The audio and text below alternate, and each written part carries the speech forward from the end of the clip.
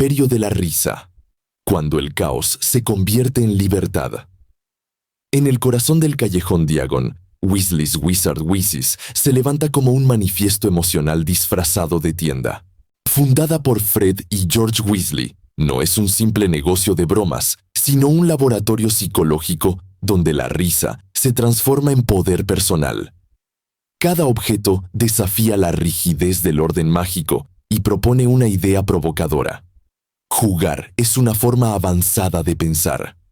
Desde una mirada psicoanalítica, la tienda opera como un escenario donde el conflicto interno encuentra salida creativa. Freud señalaba que el humor permite liberar tensiones sin culpa. Aquí, los surtidos saltaclases, las pastillas vomitivas, el turrón sangranarices y el turrón para la fiebre convierten el cuerpo en mensajero simbólico. Cuando la autoridad oprime, el cuerpo responde con exageración lúdica. La broma no evade el problema, lo nombra y lo vuelve manejable. Carl Jung hablaría de arquetipos danzando entre estantes. Las galletas de canario representan la metamorfosis, cambiar de forma para recordar que no estamos atrapados en una sola identidad. Los caramelos longilinguo magnifican la palabra, el deseo de ser escuchado más allá del miedo. Las orejas extensibles encarnan la curiosidad transgresora. Escuchar lo que se oculta es, a veces, el primer paso para comprenderse.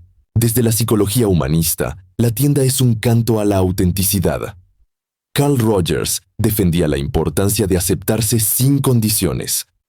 Los Pygmy Puffs, tiernos, absurdos, entrañables, validan la necesidad de cuidado y afecto en tiempos de amenaza.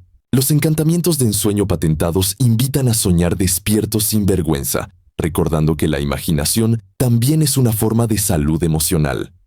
El juego alcanza su dimensión social con el polvo de oscuridad instantánea peruano y los magifuegos salvajes. Crear oscuridad para escapar o luz para celebrar son metáforas del límite y la explosión. Donald Winnicott describía el juego como el espacio donde el yo se fortalece. Aquí, ese espacio se compra, se comparte y se enciende.